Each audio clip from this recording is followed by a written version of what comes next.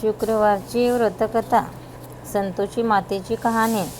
शांताकारं भुजगशयनं पद्मनाभं सुरेशं विश्वाधारं गगनसदृशं मेघवर्णं शुभांगं लक्ष्मीकान्तं कमलनयनं योगविद्यारगम्यं वंदे विष्णुं भवभयहरणं सर्वलोकैकनाथं. परमात्मा निर्गुण आहे, निराकार आहे. त्याचा वास सर्व जगतामध्ये आहे. त्याचा रंग नाही, रूप नाही, तरी तो चराचर व्यापून राहिला आहे. तो विश्वाचा आधार आहे, देवाचा देव आहे, लक्ष्मीचा कांत आहे. असा तो सर्व लोकांचा नाथ, संसार भयाचा नाश करणारा विष्णू, त्याला वंदनासो. परमेश्वराने सृष्टी निर्माण करण्याचे योजले त्यावेळी त्याच्या नाभी कमलातून ब्रह्मदेवाची उत्पत्ती झाली आणि नंतर ब्रह्मदेवाने साऱ्या जगताची निर्मिती केली. मानवाची 100 वर्ष म्हणजे त्या ब्रह्मदेवाचा एक दिवस असतो. अशी 100 वर्ष आयुष्य ब्रह्मदेवाने ती 100 वर्ष पूर्ण झाली. ती सृष्टीचा लय होतो आणि भगवान विष्णू क्षीरसागरात शेषशय्येवर निधस्त होतात. त्या योगमायेतून जागृती अवस्थेत आल्यावर पुन्हा सृष्टीची उत्पत्ती होते. एकदा कैलास पर्वतावर आपल्या निवासस्थानी शंकर पार्वती सुखसंवादात मग्न होते. त्याच वेळी पार्वतीने प्रश्न केला, नाथ, आपण ज्याचं निरंतर ध्यान करीत असता तो परमात्मा आहे तरी कसा? मला ते जाणून घ्यायची इच्छा झाली आहे. प्रिय, तो परमात्मा जगतपिता आहे. त्याचे वर्णन मी कसं करू? तो दयेचा सागर साऱ्या त्रिभुवनामध्ये भरून राहिला आहे. त्याच्या दर्शनाची इच्छा असेल तर मन एकाग्र करून त्याचं ध्यान कर. तुझ्या इच्छेप्रमाणे त्याचं दर्शन तुझ्या अंतःकरणातच तुला घेता येईल. मात्र बुद्धी निष्कपट हवी, अंतःकरण श्रद्धायुक्त हवं. सज्जनांचे रक्षण आणि दुर्जनांचे निर्दालन हे त्याचं ब्रीद आहे. केवळ त्यासाठी परमेश्वराने दशावतार घेतले. त्याचा केवळ नामस्मरणाने प्रल्हाद तुकारामासारखे भक्तगणी वैकुंठपदी गेले. भक्तिभावाने त्याला पान, फल, फूल काही अर्पण केले तरी तो प्रसन्न होतो आणि आपल्या भक्तावर कृपादृष्टी ठेवतो. मातेचा व्रतविधी. लक्ष्मी चंचल असते. आज याच्याकडे तर उद्या त्याच्याकडे. कृपा झाली तर अंकाचा राव होतो. तिनं पाठ फिरवली तर वैभवाच्या शिखरावरून दरिद्रीच्या खाडीत उडी घ्यावी लागते. ती प्रसन्न झाली तर सुख आणि शांतीचे घर भरून जाते. दुःखाची नाव निशाणाही उरत नाही. चिंता, शोक पडून जातात. मन सन्मान आणि प्रतिष्ठा प्राप्त होते. तिची प्रार्थना करून तिला प्रसन्न करून घ्यायचे असेल तर तिची स्तुती, गुणगान करायला हवे. तो व्रतविधी कसा? हातामध्ये भाजलेले चणे, गूळ घेऊन हात जोडून नम्रतापूर्वक प्रार्थना करावी. हे माते लक्ष्मी, तू आदिमाया आहेस. भगवान विष्णूची कांत आहे. तुझ्याशिवाय सर्व जगत असार आहे. सृष्टीचे उलथापालथ तुझ्यामुळे घडत असते. तू आहेस तर जीवन आहे. तुझी कीर्ती ही मी पामर माणूस काय गाणार? ही विष्णुपत्नी महामाये, तू मला प्रसन्न हो. मी तुझ्या दीन दास तुझी प्रार्थना करीत आहे, तुझी विनवणी करीत आहे. या प्रार्थनेनंतर हातात घेतलेले चणे आणि गूळ गाईला खावयास घालावे. गूळ आणि चणे याचा प्रसाद वाटावा. प्रार्थना करण्यापूर्वी एका कलशात पाणी भरून त्यावर एका पात्रात हा प्रसाद ठेवून द्यावा आणि कलशातील पाणी आपल्या अंगणातील तुळशीवृंदावनातील तुळशीला घालावे. याप्रमाणे 4 महिने व्रत केल्यानंतर उद्यापन करावे. 1.25 पैसा 1.25 आणा, 1.25 रुपयाचे हरभरे, गूळ आणून प्रसाद वाटावा. खीर पुरणाचे जेवण करावे. ब्राह्मण भोजन घालावे. घरातील सर्व मंडळींनी आनंदाने प्रार्थनापूर्वक प्रसाद भक्षण करावा. अशा तऱ्हेने व्रताचे उद्यापन झाल्यावर लक्ष्मी प्रसन्न होऊन आशीर्वाद देईल. महालक्ष्मीची कथा. संतोषी मातेची गोष्ट. एका गावात एक म्हातारी राहत होती. तिला 7 मुलगे होते. सर्वांची लग्न कार्य झाली होती आणि सर्वजण एकत्र राहत होते. म्हातारीच्या 6 मुलांना चांगल्यापैकी नोकरीधंदा होता, पण 7व्याला मात्र काहीच उद्योग काम मिळलं नव्हतं. पण तो अगदी लालच भाबडा मुलगा होता. आईच्या मनात खरं म्हणजे पंक्ती प्रपंच असू नये, पण म्हातारी काय करायची? नोकरीवाल्या मुलांना चांगलं चुंगलं खायला प्यायला घालायची आणि जो पैसे कमावत नव्हता त्या मुलाला मात्र उरेल सुरेल उष्ट माष्ट द्यायचे. तो आपला जे मिळेल ते गोड मानून खायचा. एक दिवस नवरा बायको गोष्टी करत होती तर तो म्हणाला, बघ, हे माझी आई माझ्यावर खूप प्रेम करत बरे का? बायको म्हणाली, काही सांगू नका, म्हणूनच तुमच्यासाठी तेवढं शिळं-पाळं खरकटं अन्न राखून ठेवलेलं असतं की काय? मुलगा म्हणाला, असं कसं शक्य आहे? तू उगीच निव्वळ उलट बालष्ट घेत आहेस. माझे नाही विश्वासच बसत. मी स्वतः डोळ्यांनी पाहिलं तेव्हाच खरं मानेल. यावर बायको हसून म्हणाली, ठीक आहे, स्वतःपासून खात्री करून घ्या, मग तर झालं. नंतर काही दिवसांनी कुठला तरी सण आला. घरात मोतीचुराचे लाडू आणि पक्वान्ने केली होती. त्या गरीब मुलाने काय केलं, डोकं दुखण्याचं निमित्त करून तो पातळ पांघरूण घेऊन स्वयंपाकघरात जाऊन झोपला. जेवणाची तयारी झाली. 6ही भाऊ घरात आले. आईने पाट मांडले, सुंदर ताटे मांडली आणि मोठ्या प्रेमाने आग्रहाने आपल्या मुलांना जेवायला वाढले. हे सर्व सातवा पाहत होता. जेवण झाल्यावर भाऊ निघून गेले. आईनं त्यांच्या उष्ट्या पानातील शिल्लक राहिलेले लाडवाचा चुरा एकत्र करून एक लाडू तयार केला आणि सातव्याजवळ जाऊन म्हणाले, उठ आता आणि जेव. किती उशीर झाला बरं. बाकीच्यांचे जेवण झालं. हा पहिलाच तुझ्यासाठी केवढा मोठा लाडू केला आहे तो. मुलगा म्हणाला, आई, मला जेवायची इच्छा नाही. मी इथे राहत नाही, दुसरीकडे जातो. कसा? म्हातारी रागून म्हणाली, चालता हो, थांबला आहेस का? मुलाने आपले कपडे गोळा केले आणि बाहेर पडला. बायको शिणी थापत होती. तिला म्हणाला, तू सांगत होतीस ते खरं. मी दूर देशाला जातो, थोडे दिवसांनी परत येईल. तू इथंच राहा, चिंता करू नकोस. बायको म्हणाली, तुम्ही माझी काळजी करू नका. देवावर विश्वास ठेवा आणि आनंदाने मार्गस्थ व्हा. श्रीराम तुम्हाला सहाय्य करील. पण जाताना मला काहीतरी आठवणी दाखल देऊन जा. त्याच्या सोबतीनेच मी विरह व्यथा सहन करेन. मुलगा म्हणाला, प्रिये, माझ्याजवळ अंगठीशिवाय काही नाही. मी तुला देतो. तू तुझी आठवण म्हणून मला काय देतेस? बायको म्हणाली, माझ्याजवळ हे शेण फक्त आहे. असं म्हणून तिने आपला शेणाने भरलेला हात त्याच्या पाठीवर ठेवला. त्या ठिकाणी पंजाचा छापा उमटला. तीच आपल्या प्रिय पत्नीची आठवण म्हणून तो निघून गेला. पुष्कळ दिवस प्रवास केल्यानंतर तो एका देशात आला. एका गावीतून फिरत असताना त्याला एक मोठे दुकान दिसले. मालक बडा सेठ सावकार होता. त्या दुकानात गेला आणि नमस्कार करून म्हणाला, महाराज, मी खूप दूर मुलखातून आलो आहे. मला काहीतरी कामधंदा हवा आहे. तुझ्या कृपा करून आपण काही उद्योग मिळवून द्याल काय? सावकारांना नोकराची गरज होतीच. त्याने लगेच त्या मुलाला कामावर नेमून घेतलं आणि सांगितलं, हे बघ, जसं तुझ्या हातून काम होईल तसं तुला वेतन मिळेल. प्रामाणिकपणाने वागलास तर तुझं भलं होईल. मग मुलगा रोज सकाळी दुकानात येऊ लागला. 7 वाजतापासून रात्री 12 वाजेपर्यंत अंगावर पडेल ते काम करू लागला. गिरायकांना माल देणे, दुकानाचा हिशोब लिहिणे हेही कामे तो करू लागला. बाकीच्या 7-8 नोकरांपेक्षा त्याचे काम चोख आणि हुशारीचे केलेले असे. त्यावेळी लवकरच सावकारांची त्याच्यावर मर्जी बसली आणि नशिबाची गोष्ट म्हणजे अवघ्या 3 महिन्यात तो सावकाराचा भागीदार बनला. आता तो नोकर राहिला नव्हता. अशा तऱ्हेने एका तपानंतर तो त्या नगरातील एक श्रीमंत व्यापारी म्हणून ओळखला जाऊ लागला. पण त्या सावकाराने दुकान त्याच्यावर सोपवून तीर्थयात्रेला जायचे ठरविले आणि त्याप्रमाणे तो गेलाही. इकडे मुलगा अशा तऱ्हेने पैसा आणि प्रतिष्ठा मिळवत होता. पण घरी त्याची बायको मात्र हाल अपेष्टा दिवस कंठीत होती. घरातील माणसे छळ करीत. कोंड्याची भाकरी खायला आणि नारळाचं करवंटी पाणी प्यायला अशी तिची परवड चालत होती. बिचारी रानात जाऊन लाकडे फोडून आणायची. घरातील काबाड कष्ट, उपवासाची अशी बरीच वर्ष गेली. एका दिवस लाकडे गोळा करीत गेली असता काही स्त्रिया तिला भेटल्या. त्या संतोषी मातेचं व्रत करीत होत्या. तिने विचारलं, तुम्ही कोणत्या देवतेची पूजा करीत आहात? या व्रताची पूजाविधी अशा प्रकारे करायची. त्याने कोणती फलाची प्राप्ती होते? कृपा करून मला सर्व काही सांगाल काय?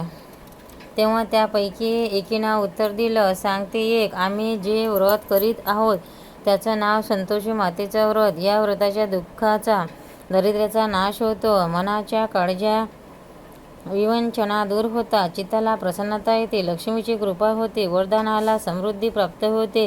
निपुत्रिकाला पुत्र होतो. पती परदेशी गेला असेल तर लवकर माघारी येतो. कुमारिकेला मनाजोगता वराची प्राप्ती होते. न्यायनिवाडे आपल्या बाजूने होतात. भांडणतंडा नावाचा सुद्धा उरत नाही. रोगराईचा नाश होतो. आरोग्य मिळते. प्रियजनाचा सहवास लाभतो. थोड्या या सर्व प्रकारची ते साध्य होतात. बायकोने विचारलं, कृपा करून हे व्रत करायचे कसे ते सांगाल का? तेव्हा तिला एकच जण म्हणाले, आपल्या ऐपतीप्रमाणे 1.25 आणा, 5.25 आणे किंवा 1.25 रुपयाचा गूळ आणि चणे आणावे. दर शुक्रवारी संतोषी मातेची मनोभावे पूजा प्रार्थना करावी. त्या दिवशी उपवास करावा. गोड चण्याचा प्रसाद वाटावा. संतोषी मातेची कहाणी ऐकावी. ऐकवणारा कोणी न भेटल्यास आपणास मनोभावे निरंजनात तुपवात लावून कहाणी सांगून अनन्यभावाने प्रार्थना करावी. आपले कार्य सिद्धीत जाईपर्यंत प्रत्येक शुक्रवारी या प्रमाणे संतोषी मातेचे व्रत करावे आणि आपली मनोकामना पूर्ण झाल्यानंतर व्रताचे उद्यापन करावे. आपली मनोगत पूर्ण व्हायला 4 महिन्याची अवधी लागते. उद्यापनाच्या दिवशी 1.25 पटीने रवा तूप घ्यावे आणि त्याची खीर करावी. हरभऱ्याची उसळ करावी. आपल्या घरातील आणि आपल्या घरी नसतील तर शेजाऱ्या पाजाऱ्याचे 8 मुलगे बोलावून त्यांना जेवायला घालावे. त्यांना यथाशक्ती दक्षिणा द्यावी. उद्यापनाच्या दिवशी घरातही कोणीही आंबट खाऊ नये. हे सर्व ऐकून घेतल्यावर ती म्हातारीची सून लाकडे गोळा करून निघाली. दुसऱ्या नगरात जाऊन तिने लाकडे विकत आणलेल्या पैशातून 1.25 आण्याचा गूळ आणि चणे घेतले. घरी परत जाताना तिने मनाशी एक निश्चय केला. वाटेत तिला संतोषी देवीचे देऊळ दिसले. तिने आत जाऊन संतोषी देवीला नमस्कार केला आणि मनोमन आपलं दुःख देवीला सांगलं. ती म्हणाली, हे माते, मी अबला आहे, अज्ञानी आहे. हे व्रत कसे करावे मला समजत नाही. तू साऱ्या विश्वाची जननी आहेस. माझ्या दुःखाचा परिहार कर. हे विष्णुपत्नी, मी तुला शरण आले आहे. मला मार्ग दाखव. याप्रमाणे सुनेने 3-4 शुक्रवारी व्रत केले आणि संतोषी मातेला तिची दया आली. काही दिवसानंतर तिच्या दूरदेशी गेलेल्या नवऱ्याकडून पत्र आले. त्याबरोबर पैसेही आले. तिला खूपच हर्ष झाला पण लागले. यात काय एवढं आनंद होण्याजोगे झाले? इतक्या वर्षापासून आज कुठे पत्र मिळाले, पैसे आले, यात कसलं काय भूषण? मुले भाडे म्हणाली, आता काय काकूची मजा आहे. काकांनी पैसे पाठवले. आता ती ताठ्याने वागणार. आमच्याशी तर बोलणार सुद्धा नाही. पण या साऱ्या बोलण्यावर ती मनापासून म्हणाली, हे पहा मुलांनो, पत्र आले, पैसे मिळाले. ते काय माझ्या एकटीसाठी का आहेत? आपल्या सर्वांसाठी त्यांनी पाठवलेले आहेत बरं का. म्हातारीच्या सुनेला या गोष्टीचं फार दुःख झालं. ती संतोषी देवीच्या मंदिरात गेली आणि देवीच्या पायावर आवांची माळ वाहून तिने देवीला गाणे मांडले. माते, मी तुझ्याजवळ पैसे कधी मागितले होते. मला धन नको. मला फक्त माझ्या प्राणप्रिय पतीची भेट हवी आहे. याच्या चरणाची सेवा करण्याची हेच फक्त माझं मागणं आहे. माते, मला दुसऱ्या कशाची इच्छा नाही. देवी प्रसन्न होऊन म्हणाली, उठ मुले, तुझे मनोरथ पूर्ण होईल. तुझा नवरा लवकरच तुला येऊन भेटेल. देवीने वरदान दिलेले ऐकून सुनेच्या खुशीला पारावार राहिला नाही. ती घरी प्रसन्न चित्ताने आपल्या नित्याचे कामे करू लागली. पण इकडे देवीला विचार पडला, आता करावे तरी काय? नवरा लवकरच भेटेल असा अभिवचन आपण देऊन तर चुकलो, पण हे कसे शक्य होईल? त्याला तिची आठवण करून देण्यासाठी आपल्याला जावेच लागणार असा विचार करून देवी रात्री तिच्या नवऱ्याच्या स्वप्नात जाऊन म्हणाली, मुला, तू इकडे आलास त्याला एक तप झाले. तिकडे तुझ्या बायकोची काय अवस्था झाली आहे याचा काही विचार केलास काय? मूर्खा, तू तिला विसरलास, पण ती बिचारी मात्र तुझ्यासाठी झुरत आहे. तू परत भेटायला म्हणून हाडाची काळे करीत आहे. तुझ्या घरच्या माणसांनी तिचा छळ मांडला आहे आणि ती तुझ्या वाटेकडे डोळे लावून बसली आहे. तो म्हणाला, माते, मी सर्व काही जाणून आहे, पण मी घरी जाणार कसा? इकडे परदेशात मी गुंतून पडलो आहे. देण्याघेण्याचा व्यवहार आहे. माझं मन घरी जाण्यासाठी तळमळते, पण मी तरी करू काय? देवी म्हणाली, मला काय करायचं ते मी तुला सांगते. सकाळी उठ, स्नान कर, दुकानात जा, मनपूर्वक माझी प्रार्थना कर, तुपाचे निरंजन लाव आणि बघता बघता तुझे सगळे व्यवहार मनासारखे जमतील. मालाची धडाधड विक्री होईल. संध्याकाळी भरपूर पैसे तिजोरीत भरले जातील. ते घे आणि आपल्या देशाला जा. बायकोला भेट, तिला सुखी कर. असे सांगून देवी गुप्त झाली. सकाळी उठल्यानंतर त्याने आपले रात्री पडलेले स्वप्न शेजाऱ्यांना सांगितल्यावर सर्वांनी त्याची खूप थट्टा केली. कुणीतरी म्हणालं, स्वप्न काय कधी खरी होतीत का? पण तेथे एक म्हातारा अनुभवी गृहस्थ सारे ऐकत होता. तो म्हणाला, हे बघ, माझं ऐक, याच्या टवाळ्यांच्याकडे लक्ष देऊ नको. संतोषी मातेचा दृष्टांत प्रमाणे कर. कर, त्यात तुझे काही नुकसान नाही. मुलाने म्हाताऱ्याचे सांगणे मानले. दृष्टांताप्रमाणे सकाळी उठून स्नान केले, निरंजनात तुपभात लावले, संतोषी मातेची प्रार्थना केली आणि दुसऱ्या दुकानात कामाला सुरुवात केली. आश्चर्याची गोष्ट म्हणजे थोड्याच वेळात त्याच्याकडे येणे रक्कम होती ती सर्व वसूल होऊ लागली. लोक स्वतः आणून देऊ लागले. त्याचे पैसे घ्यायचे होते ते हिशोब पुरा करून घेण्यासाठी दाखल झाले. गिरायकाची नुसती झांबड उडली. सायंकाळी सारी माल संपून गेला. पैशाच्या थैल्या भरून होऊ लागल्या. म्हातारीच्या मुलाने मनोमन देवीचे आभार मानले. पण त्याने घरी नेण्यासाठी दागदागिने, सामान सुमान, कपडा चोपड खरेदी केले. पण मग रात्री दुकान बंद करून तो आपल्या देशात जाण्यासाठी निघाला. इकडे त्याची बायको नेहमीप्रमाणे लाकडे आणण्यासाठी रानात गेली. वाटेत देवीच्या देवळाकडे जात असताना तिला दुरून उठणारे धुळीचे लोट दिसले. तिने देवीला विचारले, माते, कोण येत आहे? देवी म्हणाली, मुली, तुझा नवरा येतो आहे. आता काय कर, तुझ्याजवळ लाकडे आहेत ना, त्याच्या 3 मोड्या बांध. एक माझ्या मंदिराजवळ ठेव, दुसरी नदी किनाऱ्यावर ठेव आणि तिसरी आपल्या डोक्यावर घे. तुझ्या डोक्यावरची मुडी पाहून भुकेलेला तुझ्या नवऱ्याला जेवणाची आठवण होईल. तो तुझ्याकडून ती मुडी विकत घेईन, जेवण खावण करीन आणि पुढे घरी जाईन. तेव्हा तू माझ्या मंदिराजवळ मुडी घेऊन घरी जा आणि आपल्या अंगणात टाकून, सासूबाई ही लाकडे घ्या. आता मला कुंड्याची भाकरी, करवंटीत पाणी द्या, असं म्हणून सासूला विचार. आज तरी घरी कोण पाहुणे आले आहेत? सून म्हणाली, माते, तुझ्या सांगण्याप्रमाणे करेन. मग तिने लाकडाच्या 3 मोड्या बनवल्या. एक ठेवली देवळात, दुसरी नदीवर नेऊन ठेवली आणि तिसरी आपल्या डोक्यावर घेतली आणि ती चालू लागली. इतक्यात तिचा प्रवास पती जवळ येऊन पोचला. तिच्या डोक्यावरची मुडी पाहून त्याला भुकेची आठवण झाली. त्याला वाटे, ठीक झाले, इथं मुक्काम करावा, लाकडे विकत घ्यावीत, स्वयंपाक तयार करावा, मनोत्तर थोडी विश्रांती घेऊन मगच घरी जावे. त्याप्रमाणे करून तो घरी गेला. थोड्या वेळानंतर त्याची बायको डोक्यावरून लाकडाची मुडी घेऊन आली आणि मुडी अंगणात टाकून मोठ्याने म्हणाली, सासूबाई, ही घ्या लाकडे. मला लागली भूक, द्या ती भाकरी कुंड्याची आणि द्या करवंटीत पाणी प्यायला. पण आज घरात पाहुणे कोण आले आहेत? असे ती 3 वेळा म्हणाली. मुलगा एखाद्या वेळेस ती करील म्हणून लगबगीने बाहेर येऊन सुनेला म्हणाली, हे काय बाई तुझं बोलणं, मी असं करीन का? चल बघ, घरात तुझा नवरा आला आहे, साखर भात केला आहे, तो खा आणि नवऱ्याला आणलेले दागिने, कपडे घाल. हे सारं बोलणं ऐकून मुलगा बाहेर आला आणि आपण दिलेली अंगठी आपण तिच्याजवळून मुडी विकत घेतली तिच्या हातात पाहून त्याने विचारले, आई, ही कोण? म्हातारी म्हणाली, वेड्या, तुझी बायको. काय सांगू बाबा, तू गेल्यापासून गावभर गुरुडीसारखी रुडत असते. दिवसाकाठी 4 वेळा खात जेवते आणि कामधंदा हात लावित नाही. तुझं पाहिलं का? आता कुंड्याची भाकरी आणि करवंटीत पाणी मागते आहे. मुलगा म्हणाला, आई, मला सर्व काही समजायचं ते समजून आलं. मी तुलाही ओळखून आहे आणि तिलाही जाणून आहे. ती त्या घराची किल्ली मला दे. म्हातारी म्हणाली, तुझी मर्जी वाटेल तसा वाग. तिने आपल्या जवळची चाबी दिली. मुलाने दुसरे घर उघडले, सफाई केली, सामान सुमान लावले आणि बायकोला घेऊन सुखाने राहू लागला. त्याने घर राजवाड्यासारखे सजवले. बायकोनेही डामाडोलाने राहू लागली. मग शुक्रवारी बायको म्हणाली, ऐकलं का, मी संतोषी मातेचं व्रत घेतलं आणि त्याचं उद्यापन आज करायला हवं. नवरा म्हणाला, तुझ्या मनाप्रमाणे सारं काही आनंदाने कर. तिने उद्यापनाची तयारी केली. जावेच्या मुलांना बोलावले. मुले जेवायस आली. त्यांना त्याच्या आईने सांगून पाठवले होते की जेवायला गेले की तेव्हा काकूजवळ खायला काहीतरी आंबट मागा, म्हणजे तिच्या व्रताचे उद्यापन होणार नाही.